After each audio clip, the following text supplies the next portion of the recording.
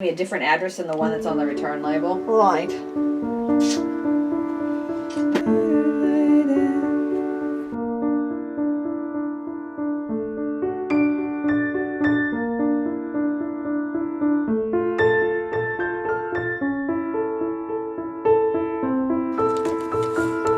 I help you? I guess I can make it up once some of you paint. I'll just copy this for now.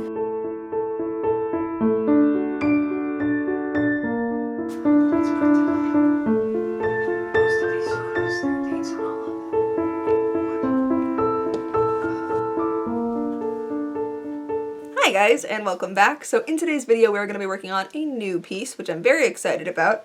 It's got two characters I think you've seen before. Well, you've seen at least one of them, and I will disperse those videos in the cards and description box throughout the duration of this video. But yeah, I started off by doing a sketch in Procreate. Well, that's a lie. I did it in my sketchbook, and then I put it into Procreate, and then did like 7 different variations of the composition, and then decided I liked the original one. So that's this, which I added onto and printed out on 11 by 17 paper, and then did a border around so I could like line it up with the edge of my watercolor paper when I transferred it, and then it didn't crop right because I exported the whole file as a JPEG and like didn't crop it, so it didn't matter. We just eyeballed it when I got it. It's fine. Then, using the light box like you saw in that last clip, I transferred it onto my watercolor paper. This is 11 by 15 cold press, 110 pound. And I used a brown Collie Race pencil to do the line art for this. Not really sure what I want as like a final vibe for the line art, so we're just going with just this for right now, and that way I can still make alterations if I want to. I have not decided if I want to do watercolor or if I want to do acrylic wash. I'm leaning towards acrylic wash, but the semester also starts in a week. I'm thinking acrylic wash because I want to do it. It's like extreme watercoloring where watercolor itself is pretty permanent, but also acrylic dries like instantaneously and hates you.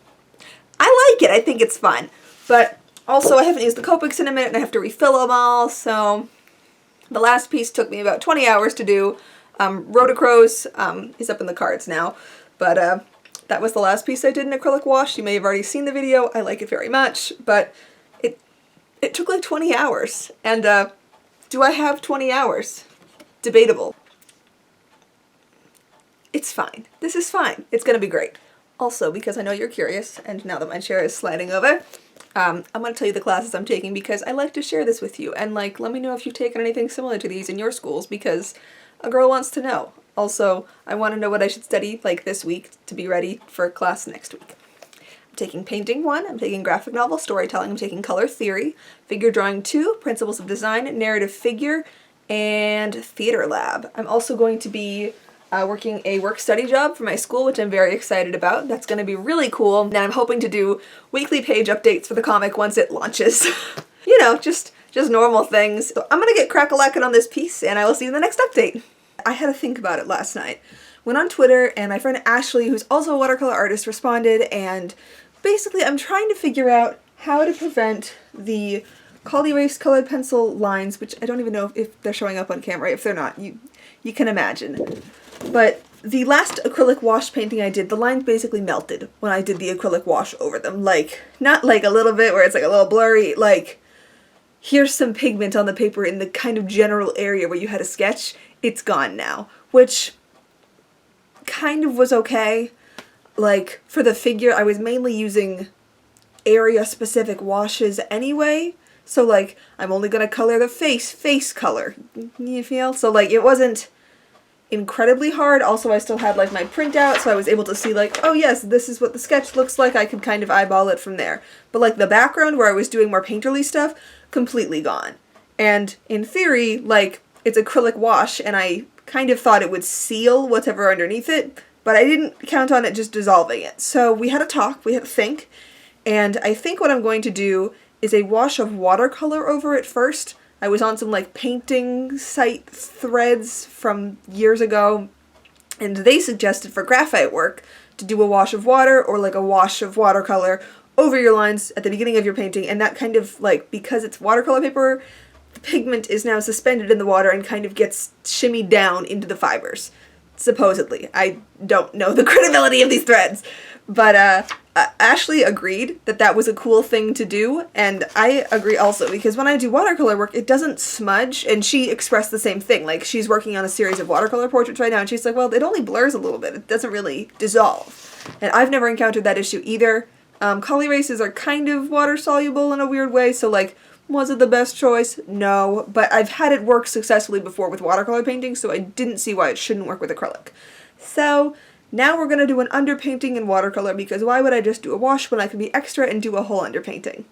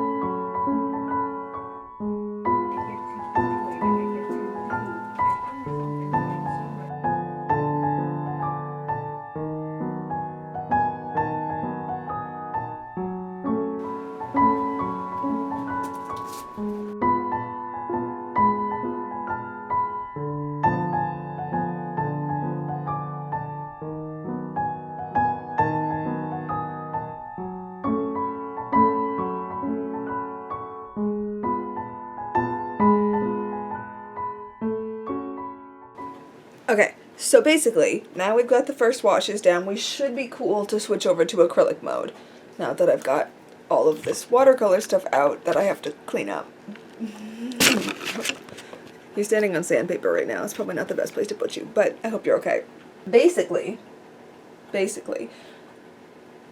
I'm doubly scared now to do acrylic wash over this because I really like the way it looks. If I had a large format scanner, I would simply scan it, but instead I will take some photos. And I got a drawing, lifty, drafting table desktopper thing, which I know that you already know what that is from that beautiful description. And I think I'm going to switch to that, just because we don't really need this. Also, it's really big and I kind of hate looking at it. Like, it's just so large. Like, it's not like one of the wood paintings that I do, where it's like, that's the whole painting. No, this is like, at least 50% on the edges is just board. And you say, Alex, why don't you use one of the smaller pieces that you had? And it's because I cut it up to make a project freshman year. So we don't have that anymore. But, yeah, also, terror in going with the acrylic wash, because as much as I have like my Pinterest board and kind of know what I'm doing, I don't really normally work with colors that are this spicy. But yeah, I don't normally really get those like punchy colors that are like not in paintings normally. I mean, you're probably thinking that based on your last painting, that's not true. That was the first time. Even though the lady was actually pink. Yeah, they're not actually going to be blue and yellow, like they're lighting conditions. And I'm kind of basing it off of Maxwell Parrish's Cinderella, because I saw that freshman year at the Norman Rockwell and I fell in love, and I really wanted to do something with that kind of color story since. It's obviously not going to be exact, because I also want to do something with, like, on Casey's side, I want her to have this, like, kind of blue-green edge lighting, and that's kind of the same deal that I did in the acrylic wash last time. Not really sure how I'm going to do this, just in general, because the semester does start next week, and if this was a watercolor, I could probably have it done today and tomorrow, but the acrylic wash just takes me a lot longer. So I'm not really sure what I'm going to do. Part of me is just wondering if I should just stay with watercolor now, but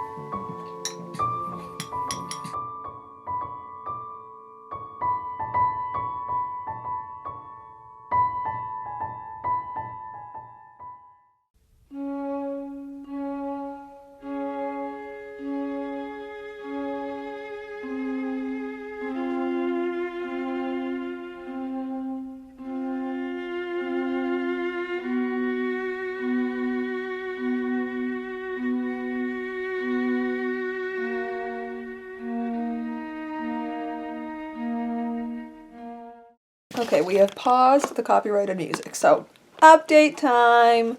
So this is what we got cooking right now. Basically, I look at you and I tell you, remember that last painting where I was like, wow, it's so nice to have a functional color comp.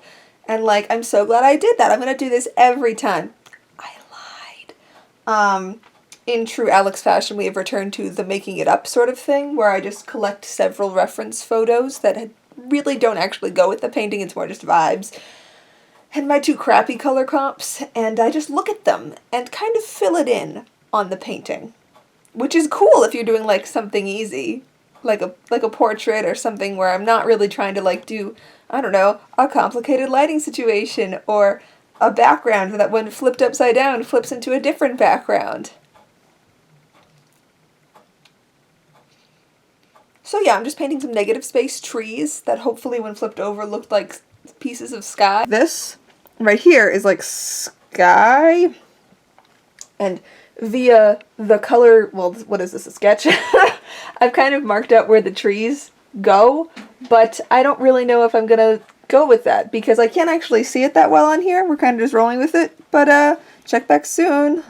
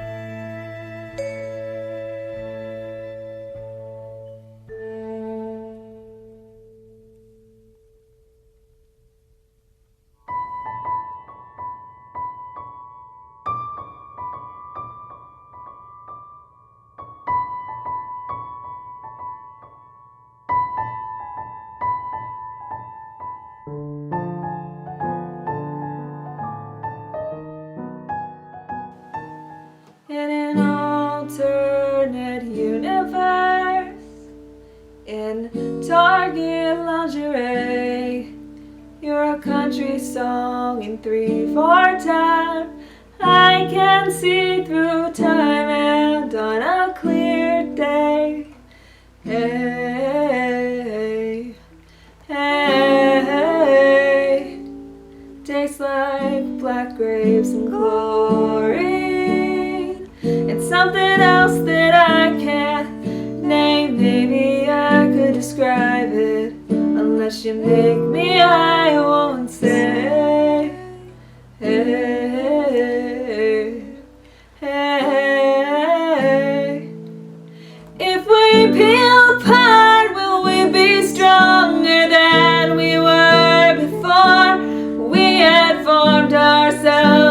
together in a temporary hole. And if we reunite, would we still know the thing that we had learned before? We're not boxes, doors, or borders. We were portals. Arms form a circle, and sometimes when they take that shape, suddenly I'm in a tunnel, headed to another state. You're a hand punch through a pane of glass to get the handle on the other side. Yeah, we're caught on the knuckles, but at least we're open wide.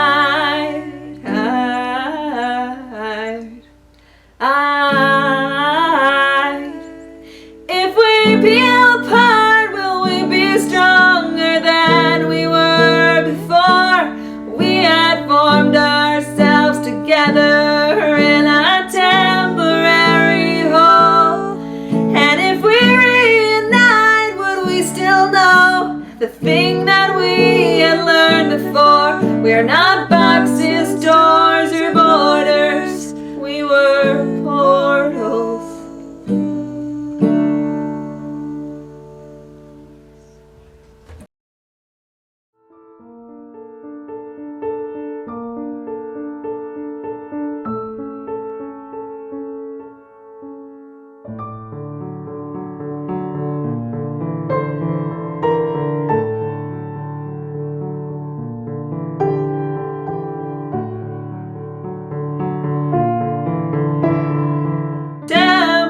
In a temporary, yeah, it's a G.